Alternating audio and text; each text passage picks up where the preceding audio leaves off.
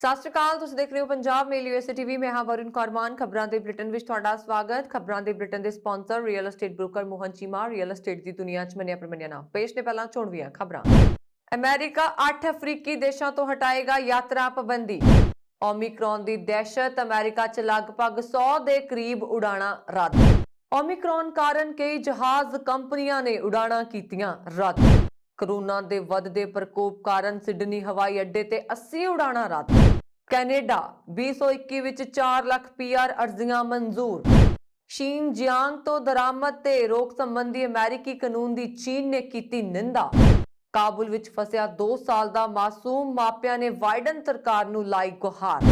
America 'ਚ police ਦੀ ਗੋਲੀ ਲੱਗਣ ਨਾਲ 14 ਸਾਲਾ ਲੜਕੀ ਦੀ ਮੌਤ।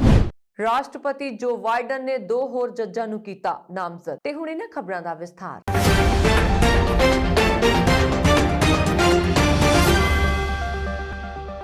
ਅਮਰੀਕਾ 31 ਦਸੰਬਰ ਤੋਂ 8 ਅਫਰੀਕੀ ਦੇਸ਼ਾਂ ਤੋਂ ਯਾਤਰਾ ਤੇ ਲੱਗੀ ਪਾਬੰਦੀ ਹਟਾ ਦੇਗਾ। ਵਾਈਟ ਹਾਊਸ ਨੇ ਸ਼ੁੱਕਰਵਾਰ ਨੂੰ ਇਸ ਦਾ ਐਲਾਨ ਕੀਤਾ ਹੈ। ਕੋਰੋਨਾ ਵਾਇਰਸ ਦੇ ਓਮਿਕਰੌਨ ਵੇਰੀਐਂਟ ਦੇ ਕਹਿਰ ਨੂੰ ਰੋਕਣ ਲਈ ਅਮਰੀਕਾ ਨੇ ਪਿਛਲੇ ਮਹੀਨੇ ਇਹਨਾਂ ਦੇਸ਼ਾਂ ਤੋਂ ਯਾਤਰਾ ਤੇ ਪਾਬੰਦੀ ਲਾਉਣ ਦਾ ਐਲਾਨ ਕੀਤਾ ਸੀ। ਪਾਬੰਦੀ ਲਾਉਣ ਦਾ ਐਲਾਨ 29 ਨਵੰਬਰ ਨੂੰ ਕੀਤਾ ਗਿਆ। ਇਸ ਦੇ ਤਹਿਤ ਲਗਭਗ ਸਾਰੇ ਗੈਰ ਅਮਰੀਕੀ ਨਾਗਰਿਕਾਂ ਦੀ ਯਾਤਰਾ ਪਾਬੰਦੀਸ਼ੁਦਾ ਕਰ ਦਿੱਤਾ, ਜੋ ਹਾਲ ਵਿੱਚ ਦੱਖਣੀ ਅਫਰੀਕਾ, ਬੋਤਸਵਾਨਾ, ਜ਼ਿੰਬਾਬਵੇ, ਨਾਮੀਬੀਆ, ਲਿਥੇਸੋ, ਮੋਜ਼ਾਂਬਿਕ ਅਤੇ ਮਾਲਵੀ ਵਿੱਚ ਸਨ। ਵਾਈਟ ਹਾਊਸ ਦੇ ਬੁਲਾਰੇ ਕੇਵਿਨ ਮੁਨੂਜ਼ ਨੇ ਟਵਿੱਟਰ ਤੇ ਕਿਹਾ ਕਿ ਰੋਗ ਕੰਟਰੋਲ ਅਤੇ ਰੋਕਥਾਮ ਕੇਂਦਰ ਨੇ ਇਸ ਫੈਸਲੇ ਦੀ ਸਿਫਾਰਿਸ਼ ਕੀਤੀ ਸੀ। ਮੁਨੂਜ਼ ਨੇ ਕਿਹਾ ਕਿ ਅਸਥਾਈ ਯਾਤਰਾ ਪਾਬੰਦੀਆਂ ਨੇ ਵਿਗਿਆਨੀਆਂ ਨੂੰ ਵਾਇਰਸ ਦੇ ਨਵੇਂ ਵੇਰੀਐਂਟ ਦਾ ਅਧਿਐਨ ਕਰਨ ਲਈ ਲੋੜੀਂਦਾ ਸਮਾਂ ਦਿੱਤਾ ਹੈ ਅਤੇ ਸਿੱਟਾ ਕੱਢਿਆ ਹੈ ਕਿ ਮੌਜੂਦਾ ਟੀਕਾਕਰਨ ਇਸ ਦੇ ਅਸਰ ਨੂੰ ਰੋਕਣ ਵਿੱਚ ਪ੍ਰਭਾਵੀ ਹੈ। ਅਮਰੀਕਾ 'ਚ ਓਮਿਕਰੌਨ ਵੇਰੀਐਂਟ ਦਾ ਤੇਜ਼ੀ ਨਾਲ ਫੈਲ ਰਿਹਾ ਅਤੇ ਟੀਕਾ ਲਵਾ ਚੁੱਕੇ ਲੋਕ ਵੀ ਇਨਫੈਕਟਡ ਹੋ ਰਹੇ ਨੇ। ਹਾਲਾਂਕਿ ਹਸਪਤਾਲਾਂ ਵਿੱਚ ਜ਼ਿਆਦਾ ਅਜਿਹੇ ਲੋਕ ਨੇ ਜਿਨ੍ਹਾਂ ਨੇ ਟੀਕੇ ਦੀ ਖੁਰਾਕ ਨਹੀਂ ਲਈ ਸੀ। ਅਮਰੀਕਾ ਵਿੱਚ ਕੋਵਿਡ-19 ਦੇ ਨਵੇਂ ਰੂਪ ਓਮਿਕਰੌਨ ਦੇ ਤੇਜ਼ੀ ਨਾਲ ਵੱਧ ਰਹੇ ਮਾਮਲਿਆਂ ਕਾਰਨ 2 ਪ੍ਰਮੁੱਖ ਏਅਰਲਾਈਨਾਂ ਨੇ ਆਪਣੀਆਂ ਉਡਾਣਾਂ ਰੱਦ ਕਰ ਦਿੱਤੀਆਂ ਨੇ। ਯੂਨਾਈਟਿਡ ਏਅਰਲਾਈਨਜ਼ ਅਤੇ ਡੈਲਟਾ ਏਅਰਲਾਈਨਜ਼ ਨੇ ਕ੍ਰਿਸਮਸ ਤੋਂ ਪਹਿਲਾਂ ਆਪਣੀਆਂ ਉਡਾਣਾਂ ਰੱਦ ਕਰਨ ਦਾ ਐਲਾਨ ਕੀਤਾ ਸੀ। CNN ਦੀ ਇੱਕ ਰਿਪੋਰਟ ਮੁਤਾਬਕ DAL ਨੇ ਓਮਿਕਰੌਨ ਸਮੇਤ ਕਈ ਮੁੱਦਿਆਂ ਕਾਰਨ ਆਪਣੀਆਂ 93 ਉਡਾਣਾਂ ਨੂੰ ਰੱਦ ਕਰ ਦਿੱਤਾ ਹੈ। ਦਾਹਲ ਨੇ UAL ਦੇ ਹਵਾਲੇ ਨਾਲ ਕਿਹਾ ਕਿ ਅਸੀਂ ਸ਼ੁੱਕਰਵਾਰ ਨੂੰ ਲਗਭਗ 120 ਉਡਾਣਾਂ ਨੂੰ ਰੱਦ ਹੁੰਦੇ ਦੇਖ ਰਹੇ ਹਾਂ। UAL ਨੇ ਕਿਹਾ ਕਿ ਇਸ ਹਫ਼ਤੇ ਦੇਸ਼ ਭਰ ਵਿੱਚ ਓਮਿਕਰੌਨ ਦੇ ਮਾਮਲੇ ਵਧਣ ਦਾ ਸਾਡੇ ਫਲਾਈਟ ਮੈਂਬਰਾਂ ਅਤੇ ਸਾਡੀਆਂ ਉਡਾਣਾਂ ਦਾ ਸੰਚਾਲਨ ਕਰਨ ਵਾਲੇ ਲੋਕਾਂ ਤੇ ਸਿੱਧਾ ਅਸਰ ਪਿਆ। UAL ਨੇ ਕਿਹਾ ਕਿ ਇਸ ਦੇ ਨਤੀਜੇ ਵਜੋਂ ਬਦਕਿਸਮਤੀ ਨਾਲ ਸਾਨੂੰ ਕੁਝ ਉਡਾਣਾਂ ਨੂੰ ਰੱਦ ਕਰਨਾ ਪਿਆ ਹੈ ਅਤੇ ਪ੍ਰਭਾਵਿਤ ਗਾਹਕਾਂ ਨੂੰ ਇਸ ਬਾਰੇ ਸੂਚਿਤ ਕੀਤਾ ਜਾ ਰਿਹਾ। ਅਸੀਂ ਰੁਕਾਵਟ ਲਈ ਮਾਫੀ ਚਾਹੁੰਦੇ ਹਾਂ। ਅਸੀਂ ਜ਼ਿਆਦਾ ਤੋਂ ਜ਼ਿਆਦਾ ਲੋਕਾਂ ਨੂੰ ਛੁੱਟੀਆਂ ਮਨਾਉਣ ਲਈ ਉਹਨਾਂ ਦੀਆਂ ਮੰਜ਼ਿਲਾਂ ਤੇ ਲਿਜਾਣ ਲਈ ਸਖਤ ਮਿਹਨਤ ਕਰ ਰਹੇ ਹਾਂ। ਕੋਵਿਡ-19 ਦੇ ਓਮਿਕਰੌਨ ਵੇਰੀਐਂਟ ਕਾਰਨ ਚਾਲਕ ਦਲ ਦੇ ਮੈਂਬਰਾਂ ਦੇ ਬਿਮਾਰ ਹੋਣ ਕਾਰਨ ਵੱਖ-ਵੱਖ ਦੇਸ਼ਾਂ ਦੀਆਂ ਘੱਟੋ-ਘੱਟ 3 ਜਹਾਜ਼ ਕੰਪਨੀਆਂ ਨੇ ਆਪਣੀਆਂ ਉਡਾਣਾਂ ਰੱਦ ਕਰ ਦਿੱਤੀਆਂ ਨੇ। ਜਰਮਨੀ ਦੀ ਏਅਰਲਾਈਨ ਲੁਫਥਾਂਸਾ ਨੇ ਕਿਹਾ ਕਿ ਵੱਡੀ ਗਿਣਤੀ 'ਚ ਉਸਦੇ ਪਾਇਲਟ ਬਿਮਾਰ ਨੇ ਅਤੇ ਉਹ ਛੁੱਟੀ ਤੇ ਚਲੇ ਗਏ ਨੇ, ਜਿਸ ਕਾਰਨ ਕੰਪਨੀ ਨੂੰ ਦਰਜਨਾਂ ਭਰ ਉਡਾਣਾਂ ਰੱਦ ਕਰਨੀਆਂ ਪੈ ਰਹੀਆਂ ਨੇ। ਹਾਲਾਂਕਿ ਏਅਰਲਾਈਨ ਨੇ ਕਿਹਾ ਕਿ ਉਸਨੂੰ ਇਹ ਨਹੀਂ ਪਤਾ ਕਿ ਕਰਮਚਾਰੀਆਂ ਦੇ ਬਿਮਾਰ ਹੋਣ ਕਾਰਨ ਕੋਵਿਡ-19 ਹੈ ਜਾਂ ਕੁਝ ਹੋਰ। ਅਮਰੀਕਾ ਦੀ ਡੈਲਟਾ ਏਅਰਲਾਈਨਜ਼ ਅਤੇ ਯੂਨਾਈਟਿਡ ਏਅਰਲਾਈਨਜ਼ ਨੇ ਕਿਹਾ ਕਿ ਕ੍ਰਿਸਮਸ ਦੀ ਪਹਿਲੀ ਸ਼ਾਮ ਤੇ ਨਿਰਧਾਰਤ ਕਈ ਦਰਜਨ ਉਡਾਣਾਂ ਨੂੰ ਉਹਨਾਂ ਨੇ ਰੱਦ ਕਰ ਦਿੱਤਾ ਹੈ। ਇਹਨਾਂ ਕਾਰਨ ਏਅਰਲਾਈਨਾਂ ਨੇ ਕਿਹਾ ਕਿ ਓਮਿਕਰੌਨ ਸਭ ਤੋਂ ਵੱਡਾ ਕਾਰਨ ਹੈ, ਉੱਥੇ ਇਸ ਦੇ ਕਰਮਚਾਰੀਆਂ ਦੀ ਵੀ ਕਮੀ ਹੈ। ਆਸਟ੍ਰੇਲੀਆ ਵਿੱਚ ਬੜੀ ਤੇਜ਼ੀ ਨਾਲ ਕੋਰੋਨਾ ਵਾਇਰਸ ਦੇ ਕੇਸ ਵਧ ਰਹੇ ਨੇ। ਆਸਟ੍ਰੇਲੀਆ ਵਿੱਚ ਇੱਕ ਦਿਨ 'ਚ 9127 ਕੇਸ ਸਾਹਮਣੇ ਆਏ ਨੇ। ਕੋਰੋਨਾ ਦੇ ਕੇਸ ਵਧਣ ਕਰਕੇ 80 ਉਡਾਣਾਂ ਰੱਦ ਹੋ ਗਈਆਂ ਨੇ। ਇਹ ਘਰੇਲੂ ਉਡਾਣਾਂ ਰੱਦ ਹੋਣ ਦਾ ਮੁੱਖ ਕਾਰਨ ਹਵਾਈ ਅੱਡੇ ਤੇ ਕੋਰੋਨਾ ਦੀ ਵੱਧਦੀ ਮਾਰ ਹੈ। ਨਿਊ ਸਾਊਥ ਵੇਲਜ਼ ਦੀ ਗੱਲ ਕਰੀਏ ਤਾਂ ਪਿਛਲੇ 2 ਹਫ਼ਤਿਆਂ 'ਚ 34,000 ਲੋਕ ਇਸ ਵਾਇਰਸ ਦੀ ਲਪੇਟ ਵਿੱਚ ਆਏ ਨੇ। ਇਕੱਲੇ ਸਿਡਨੀ ਸ਼ਹਿਰ ਵਿੱਚ 2000 ਕੋਵਿਡ ਦੇ ਕੇਸ ਸਾਹਮਣੇ ਆਉਣਾ ਚਿੰਤਾ ਦਾ ਵਿਸ਼ਾ ਹੈ। ਕ੍ਰਿਸਮਸ ਦੀਆਂ ਛੁੱਟੀਆਂ ਹੋਣ ਕਰਕੇ ਲੋਕ ਛੁੱਟੀਆਂ ਮਨਾਉਣ ਲਈ ਸਾਖ ਸੰਬੰਧੀਆਂ ਤੇ ਸੈਰ ਸਪਾਟੇ ਤੇ ਜਾ ਰਹੇ ਨੇ। ਇਹ ਕੋਵਿਡ ਦੇ ਤੇਜ਼ੀ ਨਾਲ ਫੈਲਣ ਦਾ ਇੱਕ ਮੁੱਖ ਕਾਰਨ ਬਣਦਾ ਜਾ ਰਿਹਾ। ਇਸ ਤਰ੍ਹਾਂ ਕੇਸ ਵਧਣ ਕਰਕੇ ਬੰਦ ਜਗ੍ਹਾ ਤੇ ਮਾਸਕ ਪਾਉਣੇ ਸ਼ੁਰੂ ਹੋ ਗਏ ਨੇ। ਕੋਵਿਡ ਟੈਸਟ ਕਰਵਾਉਣ ਦੀਆਂ ਲੰਬੀਆਂ ਕਤਾਰਾਂ ਨਜ਼ਰ ਆ ਰਹੀਆਂ ਨੇ। ਕੈਨੇਡਾ ਨੇ ਇਸ ਸਾਲ 2021 ਵਿੱਚ 4,01,000 ਤੋਂ ਵੱਧ ਸਥਾਈ ਵਸਨੀਕਾਂ ਦਾ ਸਵਾਗਤ ਕੀਤਾ ਹੈ, ਜੋ ਪਿਛਲੇ ਸਾਲ ਦੇ ਨਿਰਧਾਰਤ ਆਪਣੇ ਟੀਚੇ ਨੂੰ ਪ੍ਰਾਪਤ ਕਰਦਾ ਹੈ ਤੇ ਰਿਕਾਰਡ ਦੇ ਸਭ ਤੋਂ ਉੱਚੇ ਇਮੀਗ੍ਰੇਸ਼ਨ ਸਾਲ ਨੂੰ ਦਰਸਾਉਂਦਾ ਹੈ। ਵੀਰਵਾਰ ਨੂੰ ਫੈਡਰਲ ਸਰਕਾਰ ਨੇ ਮੀਲ ਪੱਥਰ ਦੀ ਘੋਸ਼ਣਾ ਕਰਦੇ ਹੋਏ ਕਿਹਾ ਕਿ ਮੌਜੂਦਾ ਮਹਾਮਾਰੀ ਦੇ ਬਾਵਜੂਦ ਰਿਕਾਰਡ ਇਮੀਗ੍ਰੇਸ਼ਨ ਉੱਚਤਮ ਟੀਚਾ ਹਾਸਲ ਕੀਤਾ ਹੈ। ਸਰਕਾਰ ਨੇ ਕਿਹਾ ਕਿ ਉਹ ਅਗਲੇ ਸਾਲ 4,11,000 ਨਵੇਂ ਸਥਾਈ ਵਸਨੀਕਾਂ ਨੂੰ ਜੋੜਨ ਦੀ ਉਮੀਦ ਕਰਦੀ ਹੈ। ਬੰਦ ਸਰਹੱਦਾਂ ਕਾਰਨ ਕੈਨੇਡਾ ਨੇ ਪਿਛਲੇ ਸਾਲ ਇਮੀਗ੍ਰੇਸ਼ਨ ਰਣਨੀਤੀਆਂ ਨੂੰ ਬਦਲਿਆ ਸੀ, ਜਿਸ ਵਿੱਚ ਉਹਨਾਂ ਅਸਥਾਈ ਵਸਨੀਕਾਂ ਨੂੰ ਨਿਸ਼ਾਨਾ ਬਣਾਇਆ ਗਿਆ ਜੋ ਪਹਿਲਾਂ ਹੀ ਦੇਸ਼ ਵਿੱਚ ਨੇ, ਜਿਵੇਂ ਕਿ ਇੰਟਰਨੈਸ਼ਨਲ ਸਟੂਡੈਂਟਸ ਤੇ ਵਿਦੇਸ਼ੀ ਕਰਮਚਾਰੀ। ਇਮੀਗ੍ਰੇਸ਼ਨ ਮੰਤਰੀ ਸੀਨ ਫਰੇਜ਼ਰ ਨੇ ਬਿਆਨ ਵਿੱਚ ਕਿਹਾ ਕਿ ਜਿਵੇਂ ਕਿ ਅਸੀਂ ਮਹਾਮਾਰੀ ਨਾਲ ਸੰਘਰਸ਼ ਕਰਨਾ ਜਾਰੀ ਰੱਖਦੇ ਹਾਂ, ਅਸੀਂ ਆਪਣੀਆਂ ਸਰਹੱਦਾਂ ਦੇ ਅੰਦਰ ਪਹਿਲਾਂ ਤੋਂ ਹੀ ਪ੍ਰਤਿਭਾ ਦਾ ਵੱਧ ਤੋਂ ਵੱਧ ਲਾਭ ਉਠਾਇਆ।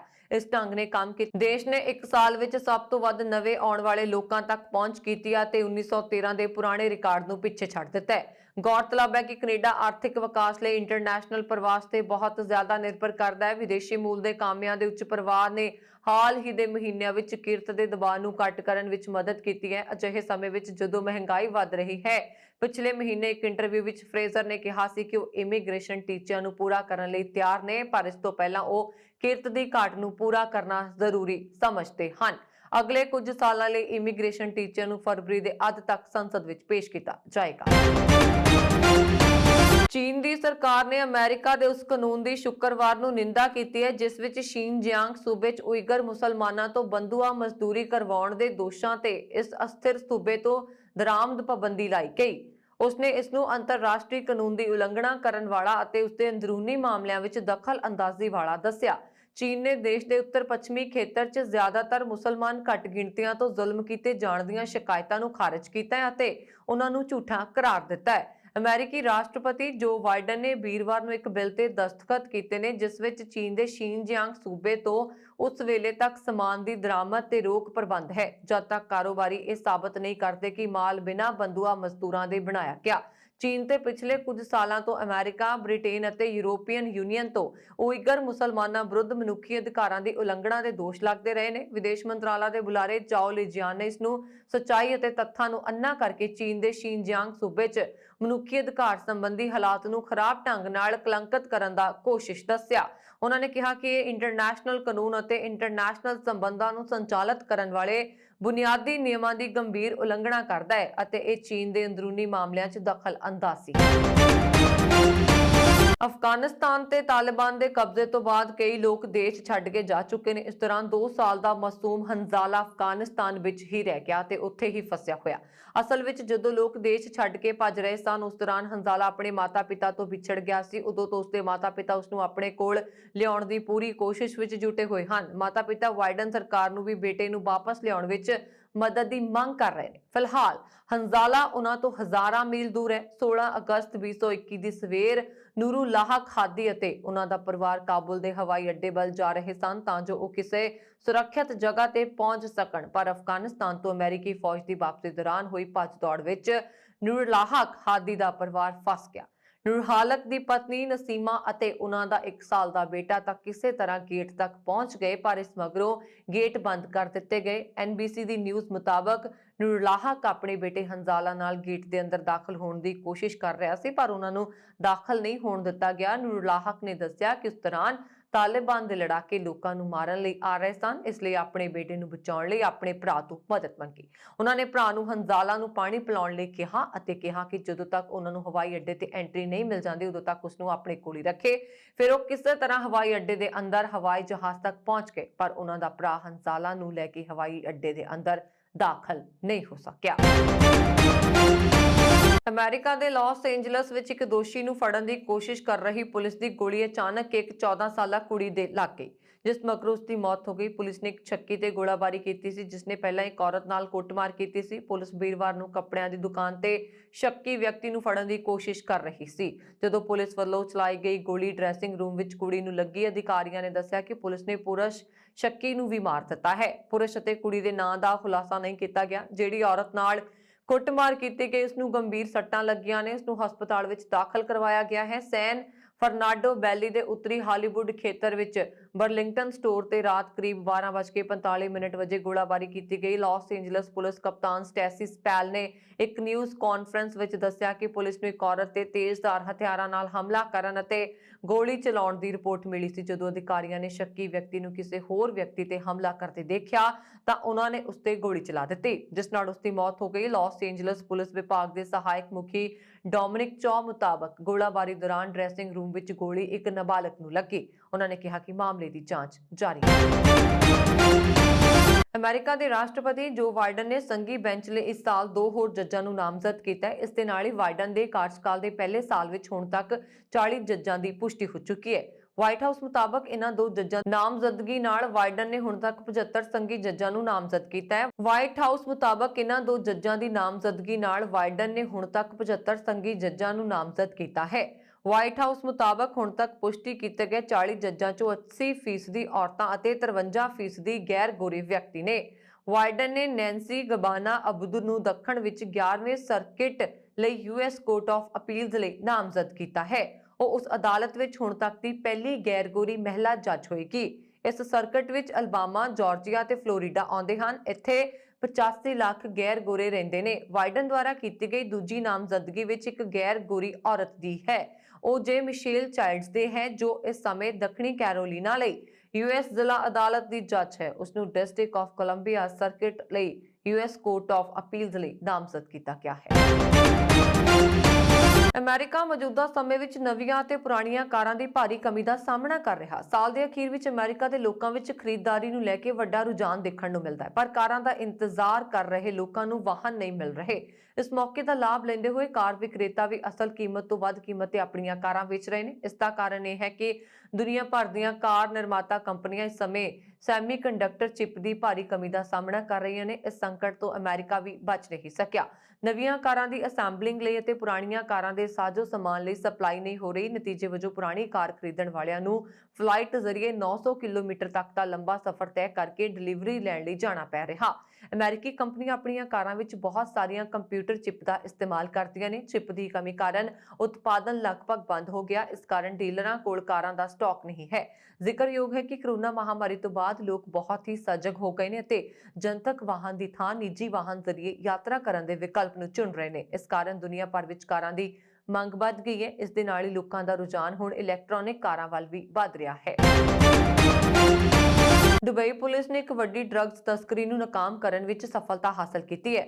ਪੁਲਿਸ ਨੇ ਅਰਬ ਦੀ ਨਾਗਰਿਕਤਾ ਵਾਲੇ 4 ਲੋਕਾਂ ਨੂੰ ਗ੍ਰਿਫਤਾਰ ਕੀਤਾ ਜੋ ਨਿੰਬੂ ਦੀ ਖੇਪ ਦੀ ਆੜ ਵਿੱਚ ਪਲਾਸਟਿਕ ਦੇ ਨਿੰਬੂ ਵਿੱਚ ਨਸ਼ੀਲੀ ਦਵਾਈਆਂ ਦੀ ਤਸਕਰੀ ਕਰਨ ਦੀ ਕੋਸ਼ਿਸ਼ ਵਿੱਚ ਸੀ। ਇਹਨਾਂ ਦੇ ਕੋਲ ਤੋਂ 1 ਅਰਬ ਰੁਪਏ ਦੀ ਨਸ਼ੀਲੀ ਗੋਲੀਆਂ ਬਰਾਮਦ ਹੋਈਆਂ ਨੇ। ਇਹਨਾਂ ਗੋਲੀਆਂ ਨੂੰ ਪਲਾਸਟਿਕ ਦੇ ਨਿੰਬੂ ਵਿੱਚ ਲੁਕਾਇਆ ਗਿਆ ਸੀ। ਪੁਲਿਸ ਨੇ ਦੱਸਿਆ ਕਿ ਉਹਨਾਂ ਡਰੱਗਸ ਦੀ ਤਸਕਰੀ ਦੀ ਜਾਣਕਾਰੀ ਮਿਲੀ ਸੀ। ਜਦ ਇਹ ਖੇਪ ਦੁਬਈ ਪੁੱਜੀ ਤਾਂ ਪੁਲਿਸ ਨੇ ਇਸ ਦਾ ਪਿੱਛਾ ਕੀਤਾ ਤੇ 4 ਲੋਕਾਂ ਨੂੰ ਦਬੋਚ ਲਿਆ।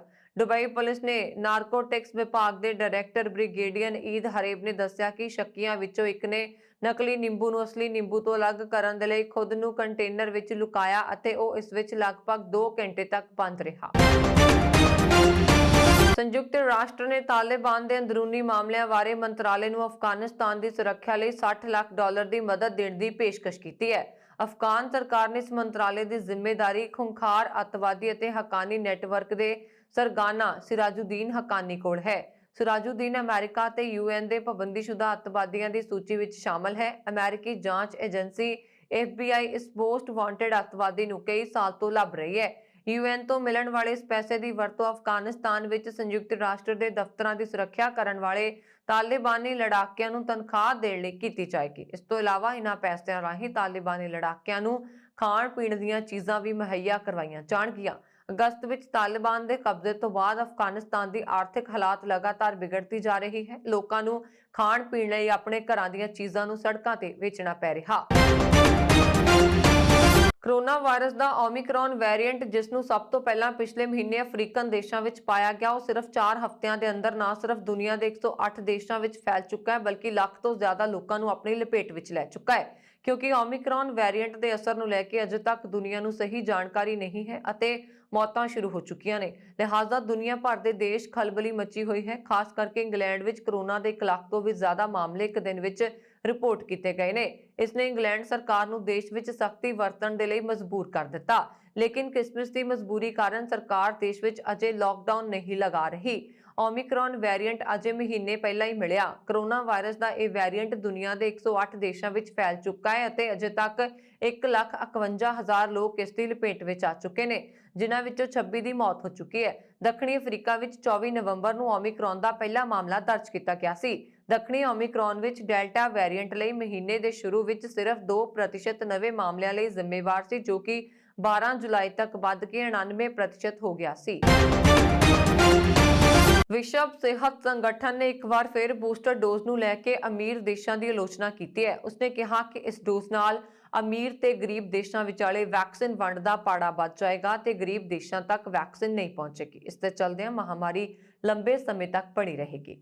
WHO ਦੇ ਜਨਰਲ ਡਾਇਰੈਕਟਰ ਟੇਡਰੋਸ ਅਧਨੋਮ ਨੇ ਇੱਕ ਪ੍ਰੈਸ ਬਿਆਨ ਜਾਰੀ ਕਰਦਿਆਂ ਕਿਹਾ ਕਿ ਬੂਸਟਰ ਡੋਜ਼ ਪ੍ਰੋਗਰਾਮ ਕਾਰਨ ਮਹਾਮਾਰੀ ਖਤਮ ਹੋਣ ਦੀ ਬਜਾਏ ਲੰਬੇ ਸਮੇਂ ਤੱਕ ਬਣੀ ਰਹੇਗੀ। ਇਸ ਡੋਜ਼ ਕਾਰਨ ਵੈਕਸੀਨ ਦੀ ਸਪਲਾਈ ਉਨ੍ਹਾਂ ਦੇਸ਼ਾਂ ਵੱਲ ਜ਼ਿਆਦਾ ਕੀਤੀ ਜਾ ਰਹੀ ਹੈ ਜਿੱਥੇ ਪਹਿਲਾਂ ਹੀ ਉੱਚ ਟੀਕਾਕਰਨ ਦਰ ਹੈ। ਇਸ ਨਾਲ ਗਰੀਬ ਦੇਸ਼ਾਂ ਤੱਕ ਵੈਕਸੀਨ ਘੱਟ ਪਹੁੰਚੇਗੀ ਤੇ ਮਹਾਮਾਰੀ ਨੂੰ ਫੈਲਣ ਦਾ ਮੌਕਾ ਮਿਲ ਜਾਏਗਾ। ਦਰਅਸਲ ਬੀਤੇ ਮਹੀਨੇ ਦੱਖਣੀ ਅਫਰੀਕਾ ਵਿੱਚ ਮਿਲੇ ਓਮਿਕਰੌਨ ਵੇਰੀਐਂਟ ਤੋਂ ਬਾਅਦ ਅਮੀਰ ਦੇਸ਼ਾਂ ਵਿੱਚ ਬੂਸਟਰ ਡੋਜ਼ ਲਗਾਉਣ ਦੀ ਦੌੜ ਲੱਗੀ ਹੋਈ ਹੈ। ਸਾਰਿਆਂ ਦਾ ਮੰਨਣਾ ਹੈ ਕਿ ਬੂਸਟਰ ਡੋਜ਼ ਇਸ ਵੇਰੀਐਂਟ ਤੇ ਜ਼ਿਆਦਾ ਅਸਰਦਾਰ ਹੈ। ਭਾਰਤੀ ਟੀਮ ਦੇ ਦਿੱਗਜ ਆਫ ਸਪਿਨਰ ਹਰਭਜਨ ਸਿੰਘ ਨੇ ਸ਼ੁੱਕਰਵਾਰ ਨੂੰ ਇੰਟਰਨੈਸ਼ਨਲ ਕ੍ਰਿਕਟ ਦੇ ਸਾਰੇ ਰੂਪਾਂ ਤੋਂ ਸੰਨਿਆਸ ਲੈ ਲਿਆ। ਹਰਭਜਨ ਦੇ ਸੰਨਿਆਸ ਤੋਂ ਬਾਅਦ ਹੁਣ ਰਾਜਨੀਤੀ ਵਿੱਚ ਆਉਣ ਦੀਆਂ ਖਬਰਾਂ ਵੀ ਚਰਚਾ ਦਾ ਵਿਸ਼ਾ ਬਣੀਆਂ ਹੋਈਆਂ ਨੇ। ਇਨ੍ਹਾਂ ਕਿਆਸ ਰਾਈਆਂ ਤੇ ਬੋਲਦਿਆਂ ਤਜਰਬੇਕਾਰ ਆਫ ਸਪਿਨਰ ਹਰਭਜਨ ਸਿੰਘ ਨੇ ਸ਼ੁੱਕਰਵਾਰ ਨੂੰ ਕਿਹਾ ਕਿ ਉਹ ਕ੍ਰਿਕਟ ਤੋਂ ਸੰਨਿਆਸ ਲੈਣ ਤੋਂ ਬਾਅਦ ਰਾਜਨੀਤੀ ਵਿੱਚ ਆਉਣ ਦੇ ਖਿਲਾਫ ਨਹੀਂ ਨੇ, ਪਰ ਉਹ ਅਜਿਹੇ ਕਦਮ ਤੇ ਅੰਤਿਮ ਫੈਸਲਾ ਲੈਣ ਤੋਂ ਪਹਿਲਾਂ ਧਿਆਨ ਨਾਲ ਸੋਚਣਾ ਚਾਹਣਗੇ। ਹਾਲ ਹੀ ਵਿੱਚ ਕਾਂਗਰਸ ਦੇ ਪੰਜਾਬ ਪ੍ਰਧਾਨ ਅਤੇ ਹਰਭਜਨ ਸਿੰਘ ਦੇ ਸਾਬਕਾ ਭਾਰਤੀ ਸਾਥੀ ਨਵਜੋਤ ਸਿੰਘ ਸਿੱਧੂ ਨੇ ਟਵਿੱਟਰ ਤੇ ਉਹਨਾਂ ਨਾਲ ਇੱਕ ਫੋਟੋ ਪੋਸਟ ਕੀਤੀ ਸੀ ਅਤੇ ਇਸ ਨੂੰ ਕੈਪਸ਼ਨ ਦਿੱਤਾ ਸੀ ਕਿ ਸੰਭਾਵਨਾ ਨਾਲ ਭਰੀ ਤਸਵੀਰ। ਇਸ ਕਾਰਨ ਉਹਨਾਂ ਦੇ ਰਾਜਨੀਤੀ ਵਿੱਚ ਆਉਣ ਦੀਆਂ ਅਟਕਲਾਂ ਲਗਾਈਆਂ ਜਾ ਰਹੀਆਂ ਨੇ। ਹਰਭਜਨ ਸਿੰਘ ਨੇ ਕਿਹਾ ਕਿ ਉਹਨਾਂ ਨੇ ਇਸ ਮਾਮਲੇ ਤੇ ਅਜੇ ਕੋਈ ਫੈਸਲਾ ਨਹੀਂ ਲਿਆ ਹੈ। ਇੱਕ ਇੰਟਰਵਿਊ ਵਿੱਚ ਭੱਜੀ ਨੇ ਕਿਹਾ, ਸੱਚ ਕਹੋ ਤਾਂ ਮੈਨੂੰ ਨਹੀਂ ਪਤਾ ਕਿ ਅੱਗੇ ਕੀ ਹੋਏਗਾ। ਇਹ ਜਾਣਨ ਵਿੱਚ 2 ਤੋਂ 3 ਦਿਨ ਚਾਹੀਦੇ ਨੇ ਕਿ ਮੈਂ ਕਿਸ ਦਿਸ਼ਾ ਵਿੱਚ ਅੱਗੇ ਵਧਣਾ ਚਾਹੁੰਦਾ ਹਾਂ। ਹਾਂ, ਮੈਂ ਸਮਾਜ ਨੂੰ ਵਾਪਸ ਕਰਨਾ ਚਾਹੁੰਦਾ ਹਾਂ। ਜੇਕਰ ਮੈਂ ਰਾਜਨੀਤੀ ਵਿੱਚ ਆਉਂਦਾ ਹਾਂ ਤਾਂ ਕਿਵੇਂ ਜਾਂ ਕਿਸ ਤਰੀਕੇ ਨਾਲ ਮੈਨੂੰ ਇਹਨਾਂ ਗੱਲਾਂ ਤੇ ਵਿਚਾਰ ਕਰਨ ਦੀ ਜ਼ਰੂਰਤ ਹੋਏਗੀ ਕਿਉਂਕਿ ਮੇਰਾ ਮੁੱਖ ਟੀਚਾ ਲੋਕਾਂ ਦੀ ਮਦਦ ਹੈ। ਜੇਕਰ ਮੈਂ ਰਾਜਨੀਤੀ ਵਿੱਚ ਆਉਣ ਦਾ ਫੈਸਲਾ ਕਰਾਂਗਾ ਤਾਂ ਹਾਲਾਂਕਿ ਇਸ ਦੌਰਾਨ ਹਰਭਜਨ ਨੇ ਖੁੱਲ੍ਹ ਕੇ ਕੁਝ ਵੀ ਨਹੀਂ ਕਿਹਾ, ਪਰ ਮਾਹਿਰਾਂ ਦਾ ਕਹਿਣਾ ਹੈ ਕਿ ਬਹੁਤ ਘੱਟ ਸੰਭਾਵਨਾ ਹੈ ਕਿ ਹਰਭਜਨ ਪੰਜਾਬ ਵਿਧਾਨ ਸਭਾ ਚੋਣਾਂ ਲੜਨਗੇ ਕਿਉਂਕਿ ਹਰਭਜਨ ਕੋਲ ਕੁਝ ਕ੍ਰਿਕਟ ਅਤੇ ਮੀਡੀਆ ਪ੍ਰਤੀਬੱਧਤਾਵਾਂ ਹਨ ਜੋ ਉਹਨਾਂ ਨੂੰ ਵਿਅਸਤ ਰੱਖਣਗੀਆਂ। ਭੱਜੀ ਨੇ ਕਿਹਾ, ਜਿੱਥੋਂ ਤੱਕ ਕ੍ਰਿਕਟ ਦਾ ਸਵਾਲ ਹੈ ਮੈਂ ਇਸ ਖੇਡ ਨਾਲ ਜੁੜਿਆ ਰਹਾਂਗਾ। ਮੈਂ IPL ਟੀਮਾਂ ਨੂੰ ਕੋਚ ਕਰ ਸਕਦਾ ਹਾਂ, ਉਹਨਾਂ ਦਾ ਮੈਂਟਰ ਬਣ ਸਕਦਾ ਹਾਂ ਤਾਂ ਜੋ ਥੋੜਾ ਅਨੁਭਵੀ ਕ੍ਰਿਕਟ ਖੇਡ ਸਕਦਾ ਹਾਂ। ਇਹ ਸਨ ਹੁਣ ਤੱਕ ਦੀਆਂ ਖਬਰਾਂ। ਮੈਨੂੰ ਵਰੁਣ ਕੌਰ ਮਾਨ ਨੂੰ ਦਿਓ ਆ ਗਿਆ। ਹੋਰ ਖਬਰਾਂ ਦੇ ਲਈ ਸਾਡਾ YouTube ਚੈਨਲ ਪੰਜਾਬ ਮੇਲ USA TV ਜ਼ਰੂਰ ਸਬਸਕ੍ਰਾਈਬ ਕਰੋ। ਸਤਿ ਸ਼੍ਰੀ ਅਕਾਲ।